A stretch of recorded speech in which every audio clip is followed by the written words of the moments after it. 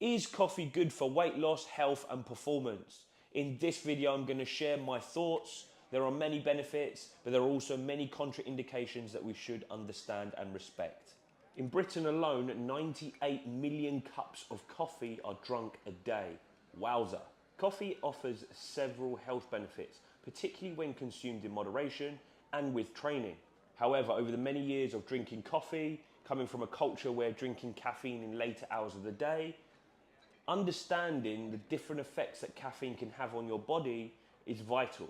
As many of you are aware, coffee contains the stimulant caffeine. You'll find this in energy drinks, sodas, teas, pre-workouts, and of course, coffee. Now, if we look at the stimulant within coffee, caffeine, we must understand that this is known as a nootropic, which means this substance can improve cognitive function, particularly aspects related to alertness, memory, and mood. It enhances alertness in the brain by blocking the neurotransmitter that is responsible for relaxation and drowsiness. This neurotransmitter is known as adenosine. Because of this, it will then heighten neurotransmitters in the brain, such as dopamine, that are associated with alertness, attention, and mood regulation. This obviously can improve concentration, focus, and productivity. When we relate this back to training, research has shown that people that are caffeinated tend to choose and lift heavier weights. Before we begin, I'm just going to stop the video there. The main mission of this channel is to help you with your strength and conditioning, but ultimately to help you unlock your athletic potential.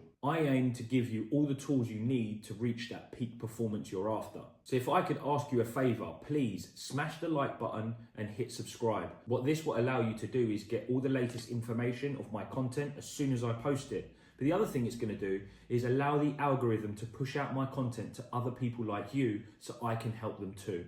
It'll also provide me with all the data I need to continue making my content better to serve you guys. Back to the video. Caffeine has also been shown to help with memory, particularly short-term and working memory. It has also been shown to consolidate memory, meaning long-term memory is also improved. There has also been some research that has shown that caffeine can help with mental fatigue, meaning good cognitive performance and sustained cognitive performance is associated with caffeine. This is especially true for tasks that require good attention to detail and sustained cognitive performance over a long period of time. There has also been some research that shows that caffeine can help protect against the damaging of cells over aging that promote things like Alzheimer's and Parkinson's disease.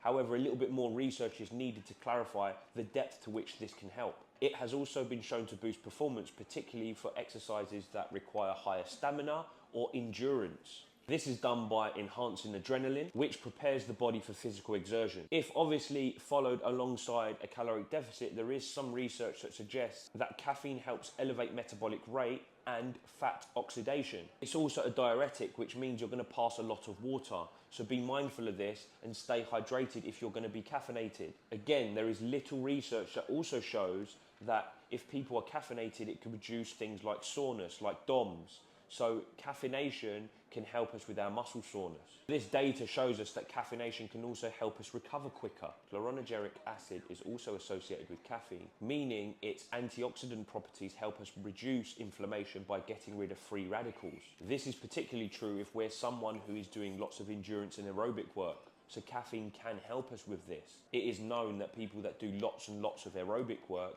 have more free radicals circulating around the body. So caffeine can help us protect cells and reduce that inflammation. Here is the part where you have to weigh up the benefits versus the contraindications, because caffeine is actually a stimulant. We know this, and coffee is something that a lot of us drink on a daily basis. 98 million cups a day in Britain alone, as I said earlier.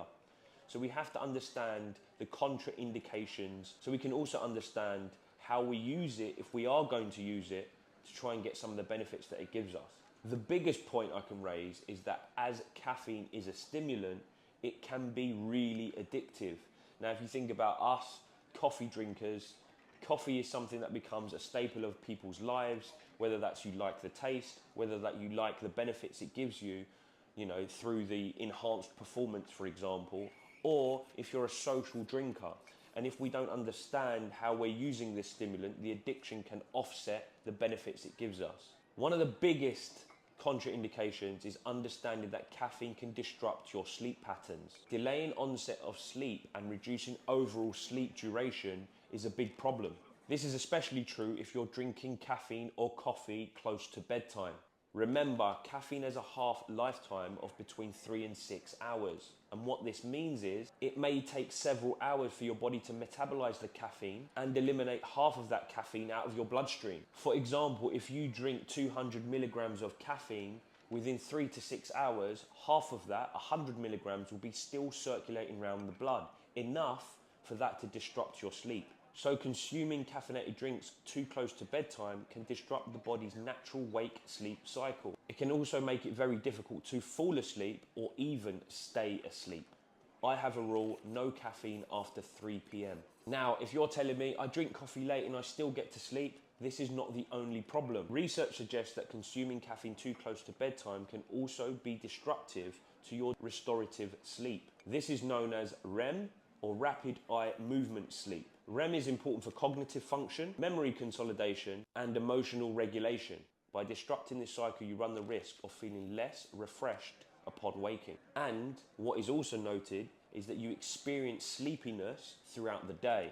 And this is where you see people running for caffeine again to get the pick-me-up from the stimulant. It's common to see people falling into this trap and relying solely on caffeine to get them through the day. This habit is a downward spiral that we see commonly, and it has negative impacts on your health, well-being, performance, and ultimately your longevity. Now, from person to person, there will also be variability on tolerance. Caffeine sensitivity, metabolism, genetics, they all play a part in a person's individual tolerance level. So whilst caffeine has a host of benefits, there are a ton of contraindications that we should be mindful of. As mentioned, the biggest one is sleep disturbances.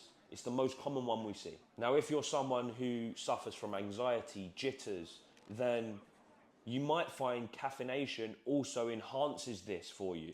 It can increase stress hormones like cortisol, like adrenaline, which may exaggerate the feelings of anxiety and jitteriness and shakes. So not understanding how you consume caffeine and coffee can exaggerate feelings of anxiety, panic attacks, jitters, and feelings of generally all-round unease. Coffee can also stimulate stomach acid production. So if you're someone who has gastrointestinal problems, being mindful of your caffeine consumption is important. Issues like acid reflux, heartburn, indigestion are all symptoms that you may find by having caffeine if you're someone who has these problems. In some cases, it can produce stomach ulcers. What you should also understand is that caffeine has laxative properties. So again, diarrhea could be something that you will have if you have a history of stomach problems. Whilst moderate coffee and caffeine intake is considered safe, it can have effects on your heart rate and your blood pressure. As a result, people that suffer from higher blood pressures should bear this in mind when taking caffeine or coffee. You may want to limit caffeine and coffee consumption to avoid the risk of the adverse effects it may have on your heart health. So personally, you should understand your health status prior to having caffeine and coffee.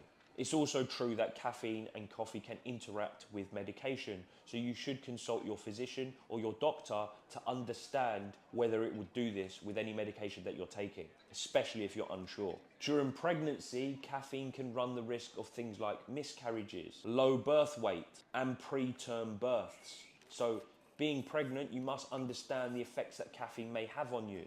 But not only that, caffeine can have effects on fertility, specifically in males and females. So it's not just females that should be looking at this. So during pregnancy, during fertility, thinking about things like this, caffeine can play a role in affecting this area. So it's important to understand. Lastly, and this one runs with me in sleep, is dependability on caffeine to get you by. And when you take it away from yourself, because of that cognitive dependency, the amount of withdrawals you will get. You see, regular caffeine consumption, now we know coffee drinkers, we drink a lot of it.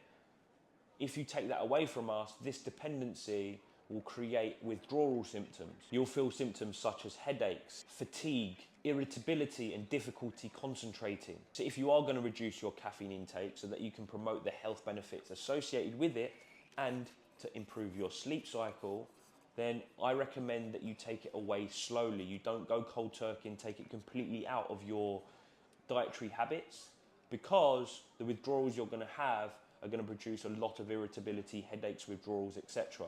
So gradually slowing down the amount of consumption you have over time will help you reduce the intake and dependability you have on it. This is so common amongst coffee drinkers in particular. If you're like me, socially I like drinking coffee. I have to be aware of how much I'm having it and when I'm having it in my day. So to summarize, is coffee and caffeine good for you, your weight loss, your health, etc.? It can be something you use to help you along your health journey, to give you an enhancement of performance, to give you that edge when you're training, to help you with your weight loss, when it's in line with everything else that should be correlated with weight loss. However, if it's misused, if it's dependent upon, if it's the thing that is getting you by for energy, it can become detrimental for your health status. The biggest thing that we see it disrupt is sleep, and we know that sleep is king. It helps us restore, regenerate, and perform at our best. We commonly see people sleep deprived. We commonly see people stressed. And what we commonly also see is people using caffeine and coffee to get by in the day. This is where the crux of the matter occurs. So understanding that caffeine can help you, but don't misuse it, is the key to this video. What I'm not saying is stop your coffee consumption.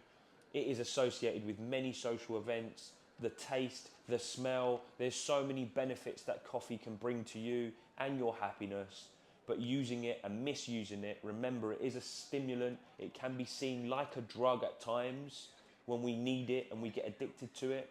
This is where coffee and caffeine can become detrimental to our health.